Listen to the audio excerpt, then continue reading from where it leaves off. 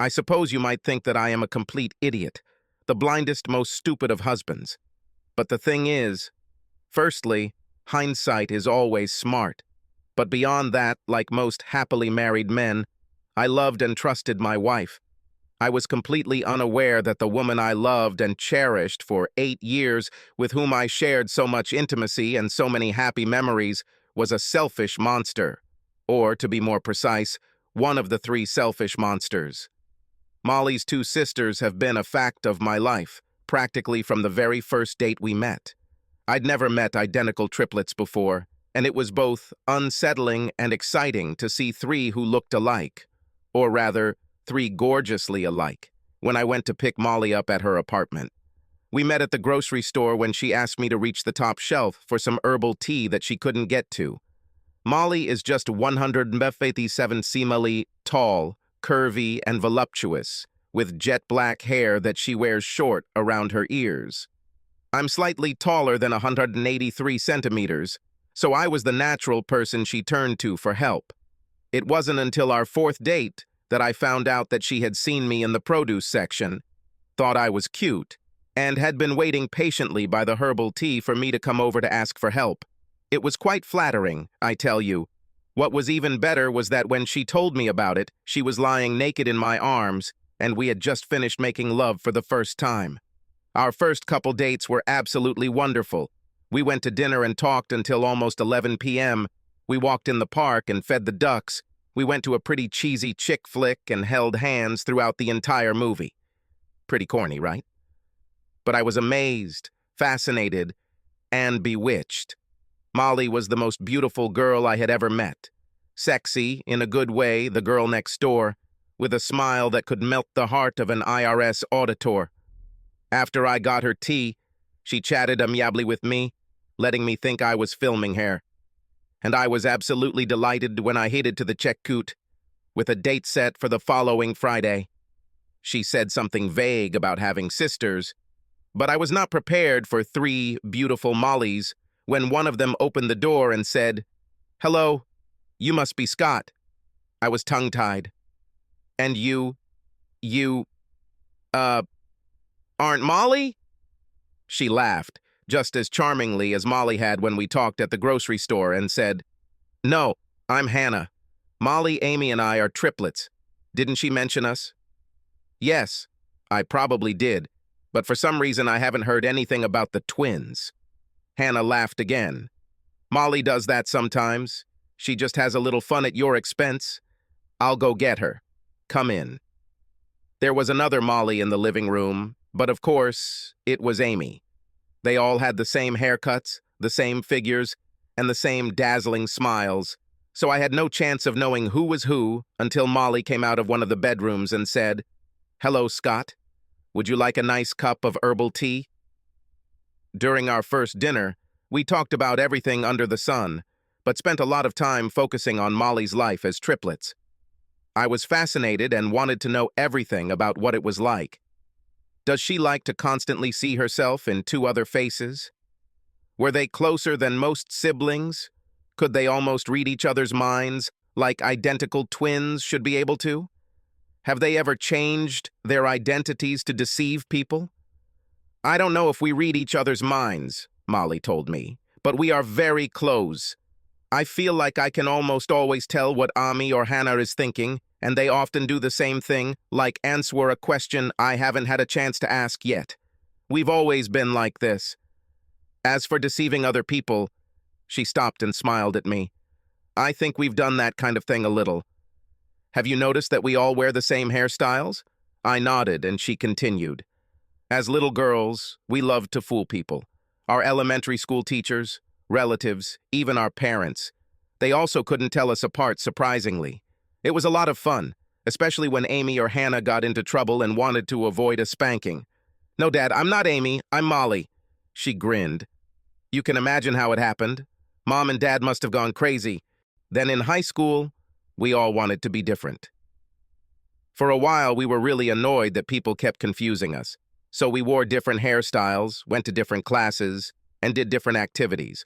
For example, I was on the yearbook staff, Amy wrote for the newspaper, and Hannah played field hockey. But after a few years, we began to lack interchangeability, so we returned to external similarity. Every now and then, I would take a chemistry test for Amy, or Hannah would do an oral presentation for me. It helped us all a little with our grades, you know. She grinned. And there was one time when Brad Hendricks asked Amy out on a date during our junior year. She was crazy about him, and when she came down with the flu on the morning of their date, she was beside herself. She cried and moaned, saying that he would never ask her out again if she canceled it. In the end, she convinced me to be her for one evening. It wasn't hard because it was their first date, and they didn't know each other very well anyway. Starting with date number 2, Amy took over again, and they dated for almost a year. She never told him that I was her stunt double. Years later, of course, I recalled this story with a great deal of bitterness. But as I said, at that time I was sitting at the table opposite a beautiful, cheerful, charming girl. I was already crazy about her. And the fact that she seemed to like me too was incredible, like a miracle. The 3 girls had gone off to college and were enjoying living on their own. But they also missed each other. So after college, all 3 moved back to Cincinnati. They found a large shared apartment, and that's where I went to pick Molly up for our date, where I first met her sisters. So we can fast forward 8 years. Molly and I dated, fell in love, and got married 2 years later. I considered myself the happiest person on planet Earth. I had a job at a graphic design firm, and since I had more computer experience than the older guys who ran the place, I was a valuable commodity, so I made good money. We could easily afford a nice 3-bedroom house in Oakley Square, just a few miles from our work in the city center. And I think you won't be surprised to know who our neighbors were. 3 years after Molly and I got married, Amy married a tall, rather boring guy named Ted, who worked in finance. He was quite friendly, just not very interesting. Anyway, they lived next door to us, at the end of a little dead-end street called Ferdinand Place. Amy and Ted's yard overlooked the backyard of the house on Oak Park Place. And guess who lived there? Sorry, you won't get any points because it was too easy. Hannah, of course, with her husband Arnold. Arnie was the complete opposite of Ted. He was several years older than us, a short, cheerful guy who owned several bowling alleys in the Cincinnati area. He smoked cigars until Hannah made him quit, told funny, often raunchy jokes, and was terrific company. They got married a few months before Amy and Ted. It was no surprise to any of the 3 husbands that our wives insisted on living so close to each other. They were almost like Siamese triplets, joined at the hips. Ted, Arnie, and I were used to them finishing each other's sentences or seeming to say the same thing at the same time. We've also become accustomed to their need to get together every evening, and I mean practically every night, to chat before bed. They would meet in one of our 3 kitchens around 9:30 or 10 p.m., chat a little, and then each go home to her husband. Even after 8 years of living with Molly, I could never be completely sure which one was the triplets, and Ted and Arnie admitted that they had the same problem. We have all become very good at noticing what clothes each wife is wearing, or who is wearing a particular necklace or earrings. As we celebrated Christmas with Pam and Donald, their parents, it became clear that they had as much difficulty distinguishing between their daughters as we did.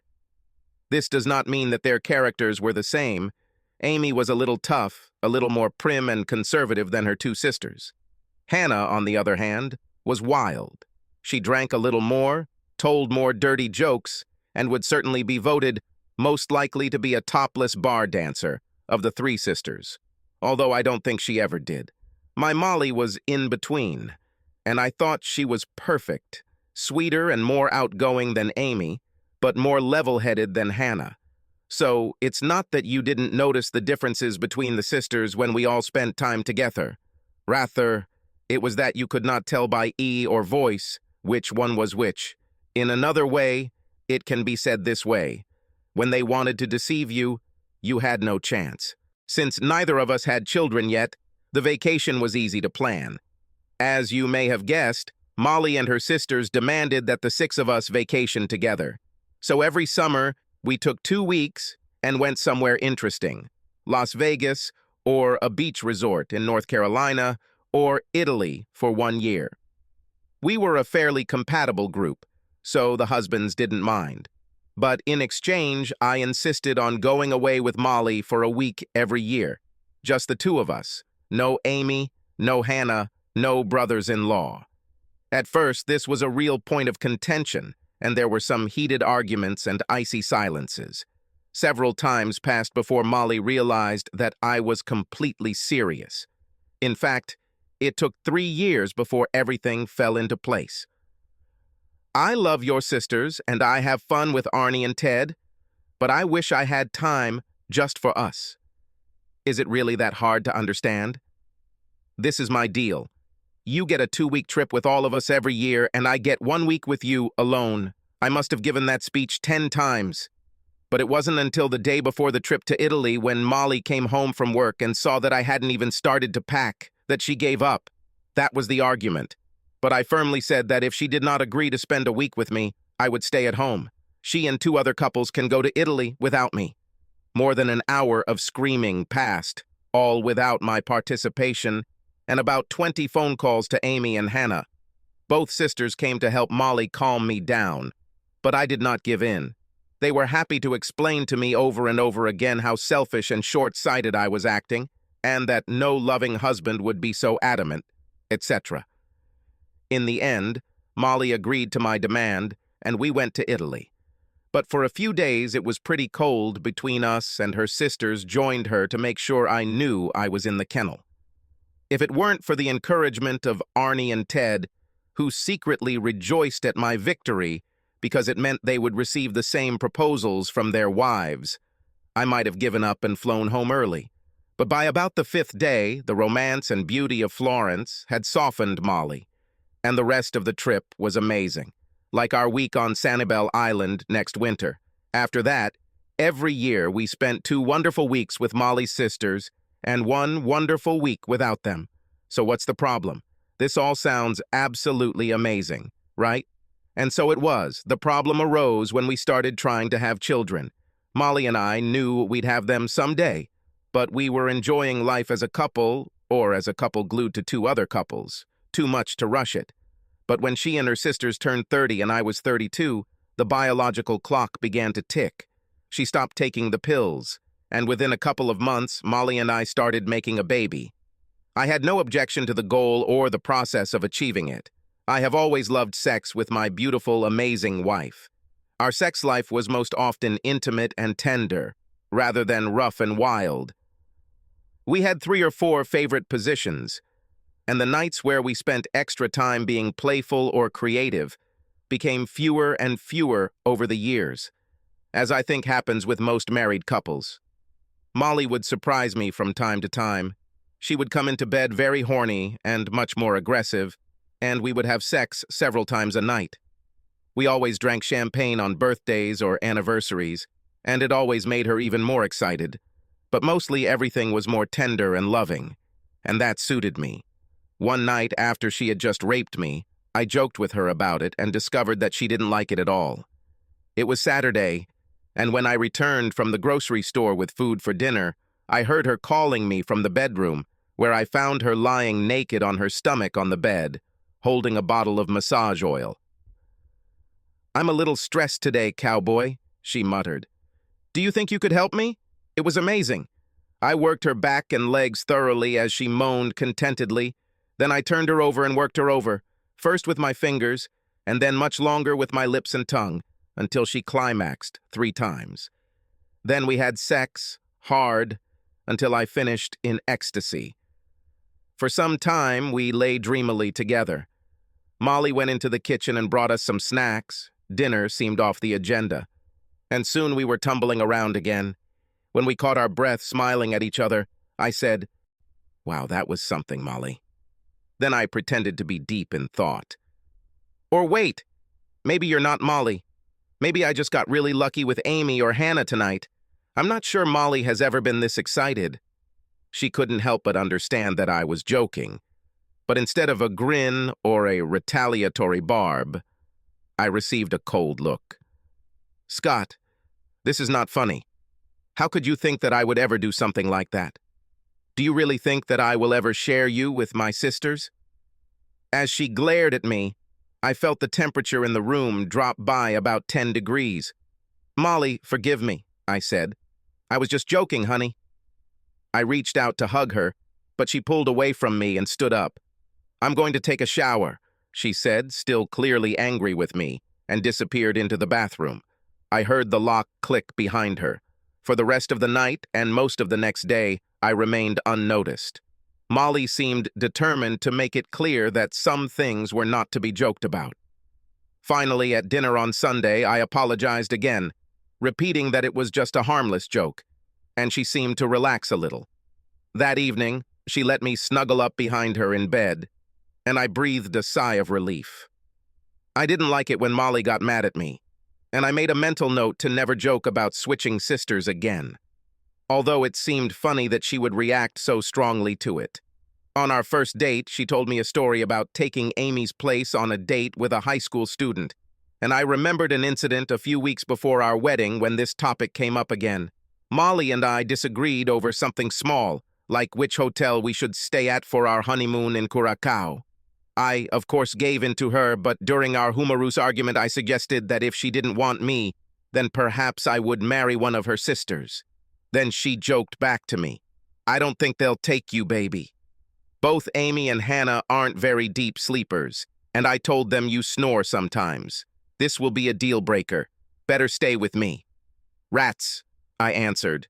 "Okay, if I can't have Amy or Hannah, then I guess I'll still marry you." And that was the end of it. So I had absolutely no idea why, a few years later, she got so angry when I made the same joke. In any case, as I already said, it was the birth of a child, or rather our attempt to have a child, that turned my life upside down. We tried and enjoyed it. About 10 months. I had heard of many couples who took a year or two to get pregnant, so I wasn't worried at all. But Molly became increasingly concerned about the lack of success, and she insisted that I go to our doctor and get checked. So I did. I had fun sitting in a small room with adult magazines and getting tested, and then waiting for the phone call a few days later. It happened on Friday while I was at work. I closed my office door and talked with Dr. Rendell for a couple of minutes. "Well, Scott, you have nothing to worry about," he said. "The sperm count is slightly lower than normal. It is about 70% of the average for men at the age of 30, but there is nothing to worry about. Your sperm are healthy and strong, just not as many. You and Molly should have no trouble conceiving, but it may take a little longer than some couples." This was good news, and I was looking forward to getting home and calming Molly down. But for some reason, it slipped my mind.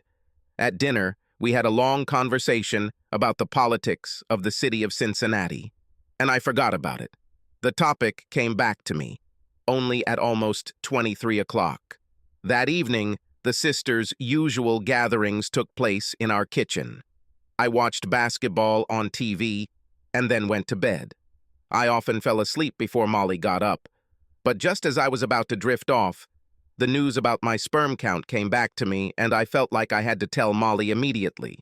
So I grabbed my robe and headed downstairs, deciding that I would interrupt the conversation in the kitchen to tell Molly that we had nothing to worry about. As I walked through the living room towards the kitchen, I heard a burst of boisterous laughter from the three sisters through the closed swing door.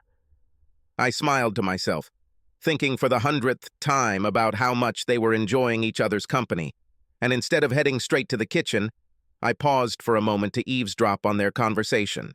It was completely innocent, I swear. I just couldn't help but be curious about what they were chatting about so cheerfully. I didn't have the slightest idea what I was about to hear. Voice number 1. "Well, if he's not the best, why do you always want to change with me?" Voice number 2, giggling. "I didn't say that Arnie isn't the best. I just said that he doesn't caress private parts as skillfully as Scott does." Voice number 3. Or is it still number 2? I can't tell. "Besides, you greedy cow, you still get Arnie more nights every week than any of us." "Plus the weekend," another voice interrupted. "So you probably shouldn't complain about your situation." More laughter. I stood there in complete shock. To say, I couldn't believe what I heard is an understatement. I couldn't believe it. Change? Having sex with each other's husbands? I quietly sat down on a chair, trying to come to my senses, and again tuned into the conversation. Almost a year, and I just don't think Scott can do the job. It must be Molly, I thought. So you have a plan B? Yes, if his spermogram does not return to normal. He got tested about a week ago, so we should know at any moment now. How are we going to do this? No problem. I'll just spend a few nights with Ted when I'm most fertile. Either way, it's a little boring being with Scott every night. And at the end of the cycle, when I'm safe, I want to spend a couple of nights with Arnie. Under no circumstances, Maul. This is not foolproof. You won't get Arnie again until you're pregnant. Laughter. It was too early for my shock to turn into anger. I tried my best not to believe the only conclusion I could draw from what I heard. Molly intended to let Ted get pregnant with his child. I realized that Ted and I were very similar, even though he was 3-4 inches taller. We had the same hair and eye color and general body type, unlike Arnie, who was shorter and heavier. I sat motionless, terrified, on a chair in a dark living room, experiencing the sudden end of my happy marriage. I could barely think, and then it dawned on me that the coffee clutch in the kitchen was falling apart. I quietly retreated to the bedroom, where I jumped back into bed and lay motionless. As stunned as I was, I knew I could never confront Molly without thinking first. And anyway, who knew which sister would come to sleep with me? So I calmed my breathing, and when a few minutes later one of the girls slid into bed, she assumed I was already asleep. I felt a gentle kiss on my cheek, and her soft voice said, "I love you, baby," as Molly often did before bed. It was all I could do not to jump up and scream at her, "Oh, you cheating slut! Then how do you explain that you're having sex with 2 of my brothers-in-law?" But I lay still, controlling my breathing. I waited for her to fall asleep. Planning. After a few minutes, I heard Molly's, or whoever's, breathing become slow and regular. But I waited a full hour to be absolutely sure she was asleep before getting out of bed. I thought about how they could pull this off and immediately realized that it wouldn't be difficult at all. If they changed husbands just for sex, they would change clothes during evening meetings. They all worked part-time as co-managers of the interior design store, so none of them left the house in the morning before Arnie, Ted, and me. Changing clothes in the morning would be easy. The only difficulty could be weekends. Either we were sleeping with our own wives on the weekends, I thought, or they were making arrangements to switch to another day. But it would still be possible, since the 6 of us would have a barbecue, brunch, or some kind of get-together almost every weekend, and if not, a quick trip to my sister to pick up the catalog she prepared for me, or under some other pretext. No, figuring out the how wasn't difficult. I was puzzled by the why. You might think that we husbands would have known the difference. I mean, can't you tell your own wife from another woman, for God's sake? But here's the thing. We had no reason to be suspicious. We had no doubt, or at least I had no doubt before, about the identity of the woman in my bed. And there was something else, I realized. Early in our marriage, Molly and I loved to lie in bed at night and just talk, either before or after or instead of sex. We talked about our relationship, about our plans for the future, about work, about our families, about everything. But everything has changed.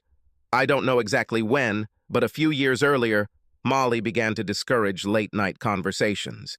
She would come into the bedroom after hanging out with her sisters, and we would just go to bed.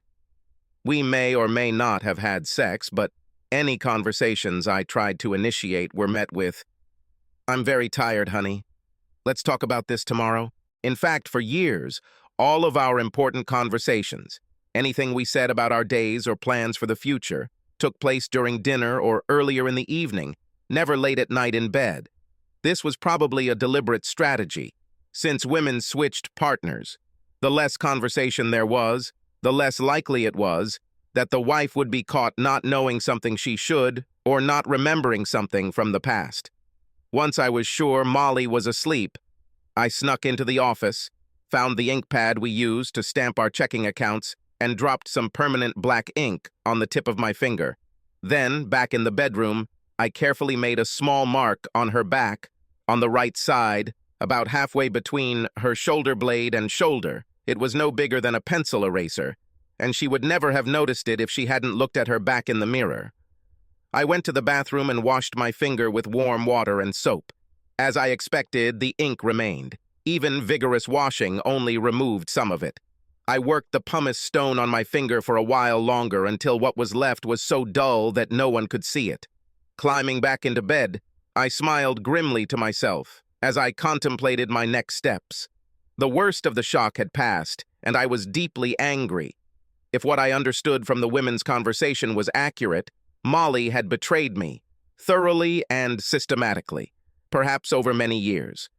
She and her sisters put themselves and their common bond above the duty of love and faithfulness that they allowed to their husbands. I felt used, deceived, humiliated. I tried to imagine how all this could be fixed, but I didn't see any way. On Saturday afternoon, we had a barbecue at Ted's house. I waited until the women were inside, presumably preparing food. Ted was working on the grill while I asked Arnie if he wanted to take a walk around the block. He was always a little concerned about his weight, so he was glad to get some exercise.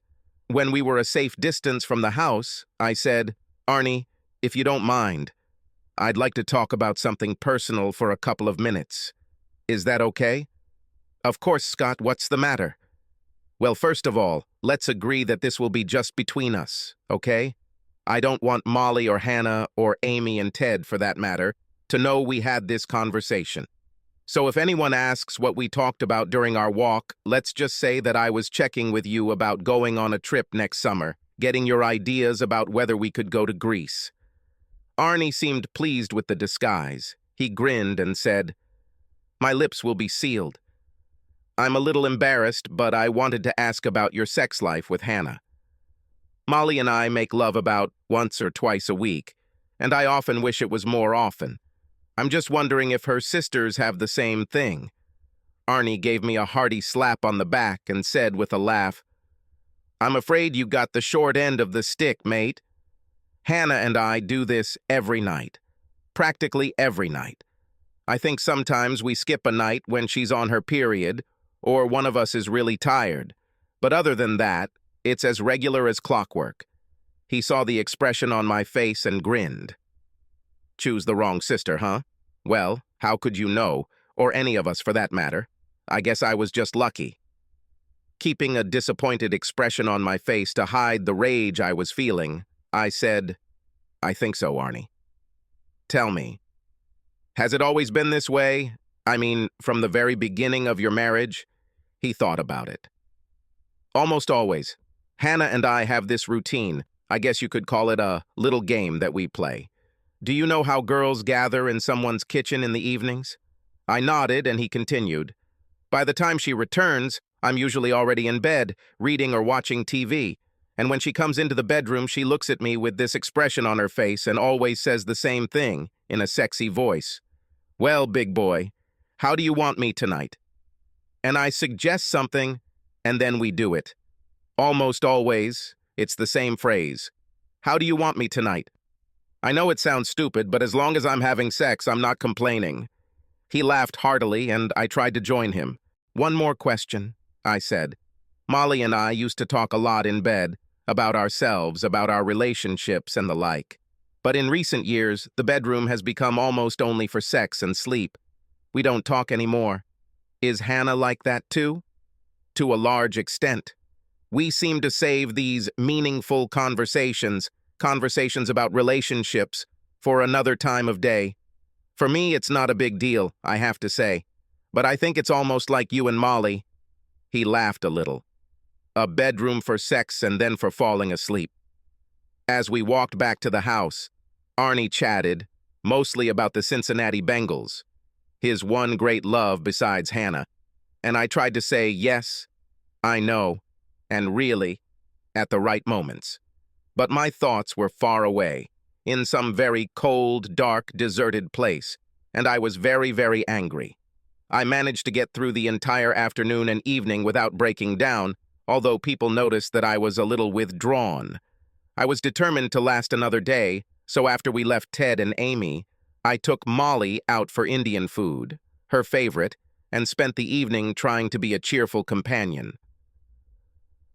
Around 10 p.m., Molly, as usual, spent a little time with Amy and her sisters, and when she returned and we were getting ready for bed, I walked up behind her, gently stroked her neck and shoulders, and looked for an ink trail. He wasn't there. Okay, it's all over now, I thought. Damn slut. Whoever you are, it's time for you and your sisters to feel the heat. Honey, I said, how's that scratch on your leg? Let me see. Whichever sister it was, she tensed a little. Scratch? She asked carefully. Yes, yesterday after dinner when you hit the dishwasher door, I said, leaning over to look at her feet. Oh, this, she said, a little too casually. Everything is fine.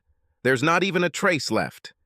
Yes, you're right, I answered, looking closely. I don't see any traces.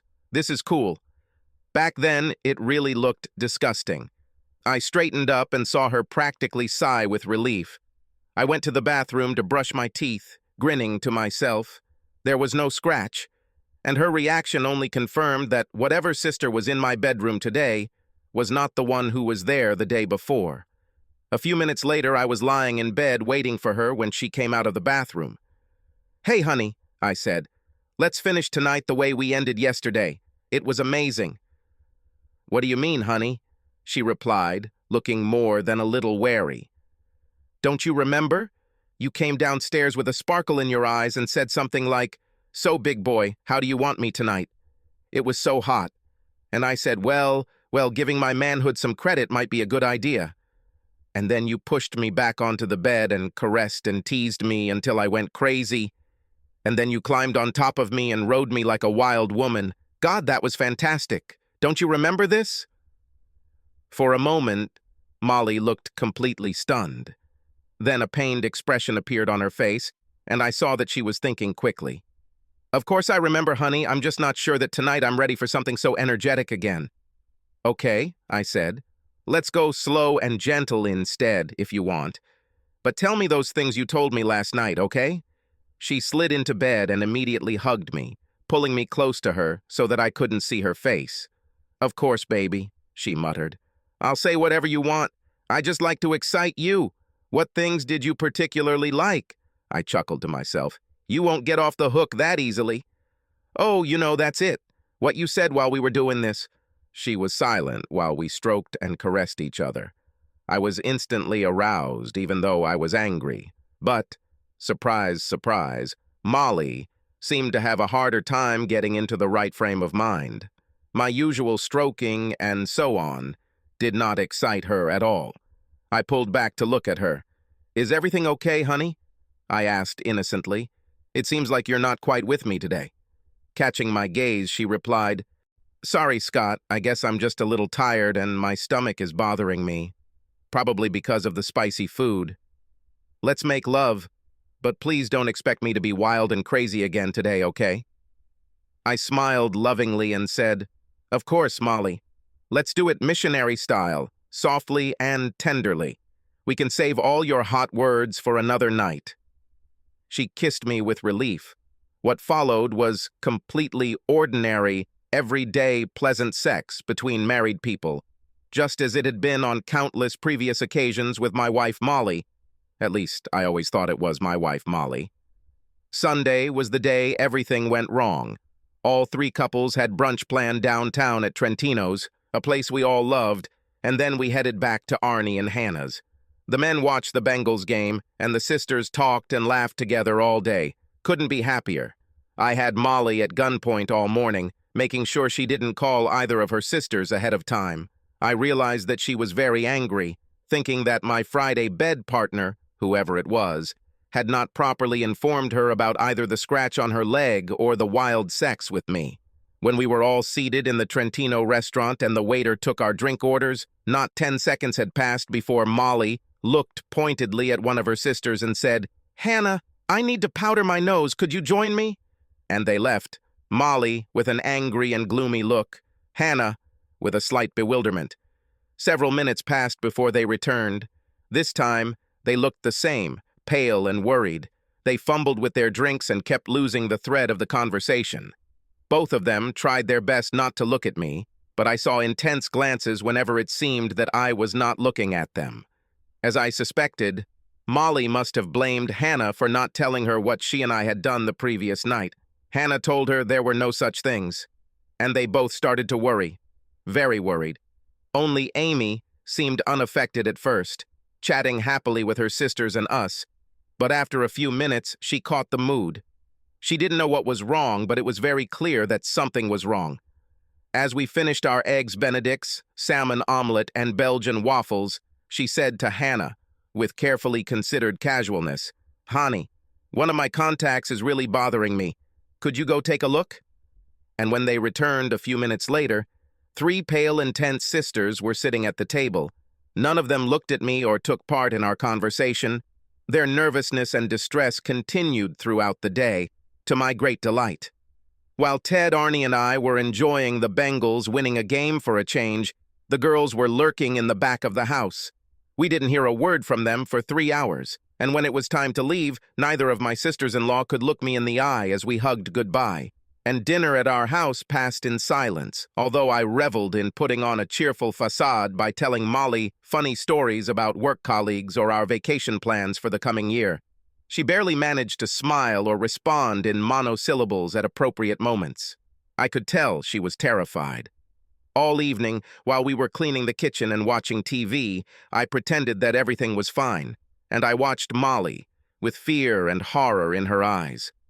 Around 9:15 p.m., she said, "Honey, I'll go see Hannah for a while, okay?" "Sure, baby. While you're gone, I'll probably pack my things and put them in the car. Of course, I'll need a truck for furniture and stuff, so I'll do that later in the week." The color disappeared from her face. "Scott, what are you talking about? Why do you need to pack your things?" I replied casually, "Because I'm leaving, of course. You don't think that I will continue to live in a house with a lying, cheating slut?" She gasped and stared at me. "Honey, I don't understand what—" I just looked at her, and her words were cut off. Of course she understood, but she didn't know how to finish the sentence. "See you when you get back," I said, and turned towards the stairs. "No, Scott, wait!" she screamed, her voice shaking. But I ignored her and went to pack my things. I thought her first step would be to call her sisters, and I was right. No more than 3 minutes later, Molly appeared in the bedroom doorway and said, "Honey, Amy and Hannah are here.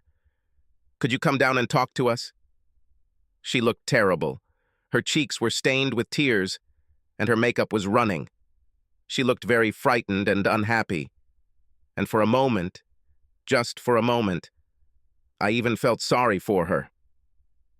"Yes," I answered, turning away. "I'll come down in a minute." I quickly looked into the room for a digital voice recorder, a small one about the size of a cigarette pack that I sometimes used to take dictation notes in the car. I set it to record and put it in my pocket. When I arrived in the kitchen, 3 women were already sitting at the table, looking tense and unhappy.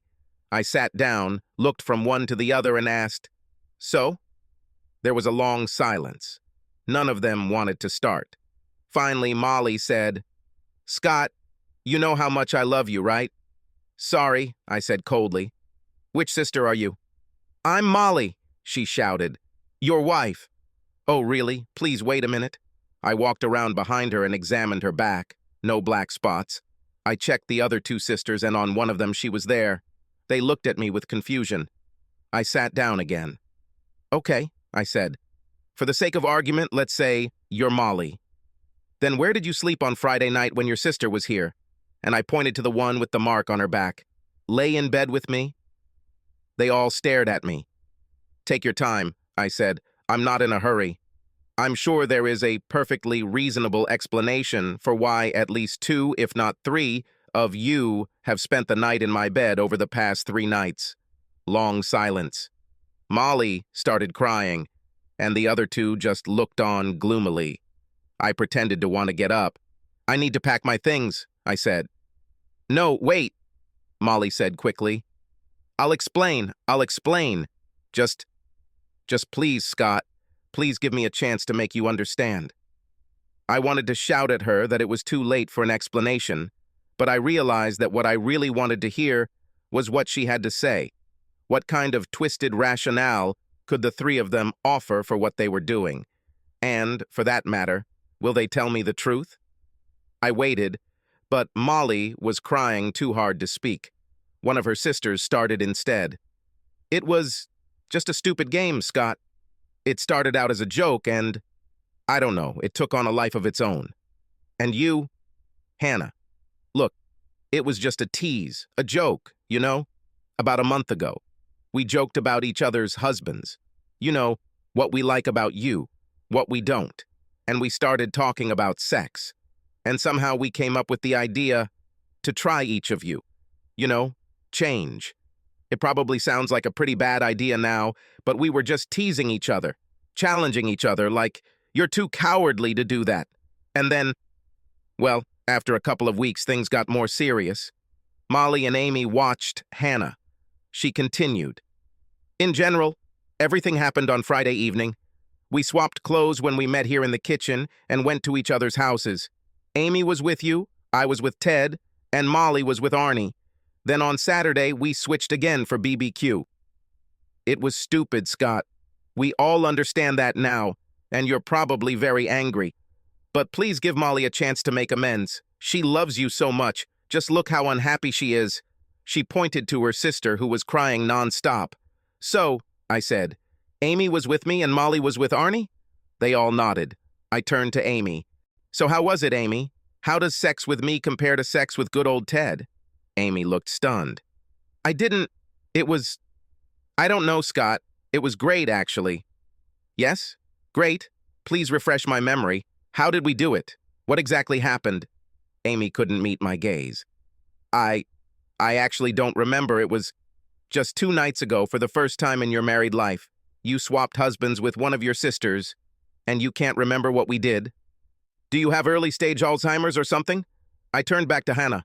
Nice try, Hannah, but your story is complete nonsense. Yes, it was Amy in my bed on Friday night because I put a black ink mark on her back after she fell asleep, and it's still there, but we didn't have sex at all. And I wouldn't want you to try to insult my intelligence, on top of everything else you 3 bitches did, by trying to lie to me that it was the first time. You think I don't know that you 3 recognized Arnie as the best at sex? They gasped, but I ignored them and continued. Do you think I don't know that he has 7 nights a week, one of you 3, and me less than twice a week? But I get the consolation prize, don't I? I get the opportunity to caress your intimate place whenever you want it. I stopped to see how they would take it. Molly was sobbing almost hysterically, and her sisters just looked on grimly. My patience was wearing thin, but I wanted them to admit the truth. You have one more try, I said. Another attempt to tell me the truth, and this time, I want to hear it from Molly. How long have you been cheating on me with each of their husbands? She looked at me, red-eyed, pleading, and I waited. There was silence in the room. Finally, she turned away from me and looked at the table. Many years since Hannah and Arnie's wedding. Silence again. I was waiting. Hannah spoke. It wasn't her fault, Scott. Amy and I insisted. But it was only from time to time, Scott. Molly insisted. For example, a couple of times a year. Okay, I said. So what next? Nobody wanted to answer me. So it gradually became more frequent? Yes, Amy answered reluctantly. So, the 3 of you regularly divided 3 husbands between you, like in a small round dance? Is that so, Molly? She nodded pitifully. And when did that turn into 7 nights a week for Arnie and casual sex for me? She didn't answer me or look at me. How many of the 7 nights did Arnie spend with you each week, Molly? 1 or 2, she muttered. Just wonderful, I said. I had already heard all I could stand, and there was no reason to listen anymore. It was just sex, honey. she said, looking at me pleadingly. It had nothing to do with love. Nothing to do with the way I love you, the way we love each other. About? And nothing to do with pregnancy either, I guess. She was panting, and her sisters looked worried. Scott, what are you... Do you think, I don't know, my dear devoted wife, that you were going to get pregnant with Ted's child because you didn't think I was up to the task? She gasped. No, Scott, and stood up, walked around the table to hug me. I stood up and pushed her away from me, and she tripped over the refrigerator. You bitch! Don't ever touch me again! You betrayed me in almost every way you can betray a husband, with the help of your two slut sisters. Now, the three of you can share Arnie and Ted, unless you decide to add a new guy to your stable. And before they could answer, I rushed through the swing door and out of the kitchen. I grabbed my suitcase and walked out the front door and didn't see them again, although I heard crying in the kitchen. I spent an angry, sleepless night in a Hyatt hotel room, and in the morning I took a day off from work and went to a lawyer, then to the bank. And I made an appointment to meet Arnie and Ted for lunch. I did it so urgently that Ted canceled the scheduled meeting. We sat in a booth at the diner and ordered sandwiches, after which I wasted no time. Guys, I don't know if you will believe this, but our wives cheated on us. More precisely, they moved into bed with the three of us. It looks like this has been going on for several years now. Arnie was completely shocked, but to my surprise, Ted just nodded and said, I guessed something like that was happening. I didn't want to believe it, but we both stared at him. What made you suspect? I said. There were simply too many occasions when Amy forgot something, when she didn't remember a conversation that had taken place earlier in the day or the night before. I wasn't sure, of course, and I wasn't going to make any accusations until I had solid evidence. So I kept notes about what she forgot. I decided that when I have something more convincing, I will talk to you two. Anyway, how did you know? He asked. I told them about the conversation I overheard and then about the ink mark trick. Ted looked thoughtful and Arnie repeated, Unbelievable, Lord. Unbelievable. When I finished, he said, Are you sure, Scott? I mean, it's so crazy. I said, Here is a recording of the conversation I had with the three of them last night, and played the tape without further comment. When it ended, we looked at each other gloomily and then began to talk seriously. Both Arnie and Ted called their offices and said they wouldn't be there that day. I said I was divorcing Molly. There was no turning back. They didn't yet know what they would do. We talked for a couple of hours and I realized that, ironically, I had never felt closer to my two brothers-in-law. They were both great guys, and I will miss them. I found an apartment I liked, came back with the truck, picked up a few pieces of our furniture, and moved into it. By the end of the week, I had removed the remaining clothes and belongings from the house. Molly called me repeatedly at work and on my cell phone. I told my assistant to decline her calls and arranged for a new cell number. Keeping my apartment's phone number on an unregistered list also turned out to be a good idea. I filed for divorce and began to make plans for my future life. On Thursday, I had a very strange conversation with Barbara, one of my friends from work. Everyone in the office probably saw that I was distracted and angry, but she still asked me about it. I practically told her the whole story, and her face showed a mixture of surprise, sympathy, and some kind of perverted pleasure. This made me angry, and I told her that. I'm so sorry, Scott, she said. Of course, I'm not happy about what they did to you. It's just... She looked a little embarrassed. It's just... Well, I always had the idea that you and I could, make a good couple. I stared at her.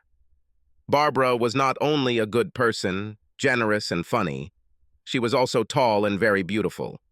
I was always vaguely aware of how attractive she was, but I was so in love with Molly that I didn't even think about it.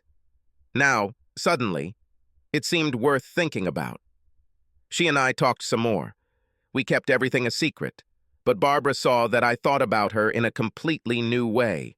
Through my lawyer, Molly begged and asked for a meeting with me, for a chance to explain everything. I was sure that she would not be able to tell me anything that could change the situation even a little, but I met with her anyway, and I was right. We were in my lawyer's conference room, alone, about 6 weeks after I moved. I sat and waited when she came in, sad, but still very beautiful. I waited for her to sit down. "So, Molly," I said, "how are you doing? Are you already pregnant with Ted's child?" She blushed. "No, Scott, I'm not having sex with Ted or anyone else, and I'm not going to get pregnant by anyone but you." "You know," I said, "that night when I overheard you in the kitchen, I was just about to tell you that Dr. Randall said my sperm were fine. A little low, but strong enough to make babies. There would be no need to rely on Ted's help. On the other hand, you still had sex with him and Arnie regularly, so I guess it doesn't make much difference." She was already close to tears. "Please, Scott, let me explain everything. Can you let me tell you how sorry I am, how terrible I feel?" "Do you think you feel worse than I do, Molly?" She looked at me sadly and shook her head. "Okay," I said with a sigh. "Continue. But do me a favor. Don't tell me how much you love me. Don't tell me that what you did has nothing to do with you and me. Just don't. Okay?" "But Scott, this had nothing to do with you and me. It was, I don't know, just a crazy thing that Hannah, Amy, and I did. We've always done this since school. Our little game, not meant to hurt anyone. Have you done this with all your boyfriends?" "Almost everyone we've met for any length of time. My sisters and I have always been so close, and I think that, I don't know, made us closer. We shared everything, clothes, gossip, friends, even boyfriends." I sat quietly and let her continue. "What the hell? I was learning something. When you and I got married, I thought it would stop, and it did for several years." "Wait a minute," I said. "Did your sisters have sex with me while you and I were dating?" She blushed. "Yes, 2 or 3 times. I didn't really want to, especially when things got serious between us, but we had always shared in the past and they were very persistent." "Well," I said sarcastically, "I guess I passed the test because you didn't leave me." She didn't say anything. "Molly, you just don't understand, do you? You played me like a fool just so you and your sisters could have fun. You've been having sex with Arnie instead of me for years because he was better in bed than me. Have you even thought about how this makes me feel? What the hell is so good about it?" "No, wait, don't answer. I don't want to hear it." Her lips trembled. "Scott, I know it was terrible, but you know, you also had sex with all 3 of us." "But I didn't know that. You dumbass, haven't you realized this yet?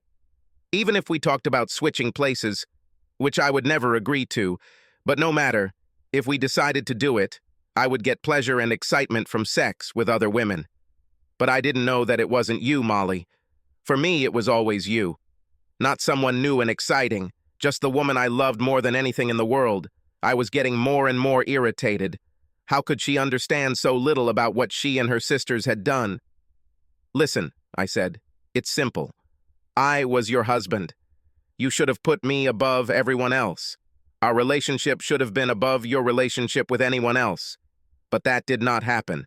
You put Hannah and Amy above me. You put sex with Arnie above me. You were going to get Ted pregnant without telling me a word, for God's sake. And now, you can have them. But you won't have me. I've truly had enough." I stood up to leave the room. Sobbing, she said, "But baby, I don't want them. I don't need my sisters. I need you." "Well," I said, "isn't that nice? After all these years, you decided to choose me over your sisters. But now it's not you who chooses, but me. And I choose to be without the woman who lied to me and cheated on me, who made a complete fool of me for years. Happy life." She buried her face in her hands, crying loudly, but made no attempt to stop me as I headed for the exit. After this conversation, it suddenly seemed to me that life would be easier further. Barbara and I started dating, and after the 3rd date, I discovered that there were other women in the world besides Molly or her sisters with whom I could enjoy sex. Barbara was energetic and grateful, and our first night in her bed turned into an entire weekend. It was hot, it was fun, but I had no idea if it would lead to anything serious, but it sure as hell made me feel better. We still date and have sex often, but we're not in a rush. Barbara is smart enough to understand how confused I am right now, And she doesn't put any pressure on me, which I really appreciate. Arnie decided not to kick Hannah out. Not that surprising, I guess. After all, he was the girl's first choice in bed, and revelations about what they were doing weren't as devastating for him as they were for Ted and me. But he forced Hannah to grow her hair long so that she could never switch with her sisters again without his knowledge. He told her that if she messed with him one more time, with me, Ted, or anyone else, she would be penniless. And he said he wouldn't mind continuing to have sex with Amy or Molly from time to time, but when he wanted, not on their schedule. Arnie told me that Hannah looked pretty pissed when he said that, but she kept her mouth shut. She knows she's on very thin ice right now, he told me with a grin. Ted found a way to hurt Amy the most of all, even though he didn't do it intentionally. He got a really good job in Chicago and told Amy he'd be moving there in 3 weeks. You can move there with me and we can find a counselor and try to fix our marriage, he told her. Or you can stay in Cincinnati with your sisters. Choose. Now Amy is suffering. She can't let Ted go, but she also can't live without her sisters. Damn bad if you ask me. Fuck her. Fuck all 3 of them. Subscribe to our channel so that your second chaff doesn't cheat on you, and go ahead and listen to the next story, because this story is nothing compared to the next one. If you're under 18, don't even think about listening to the next one.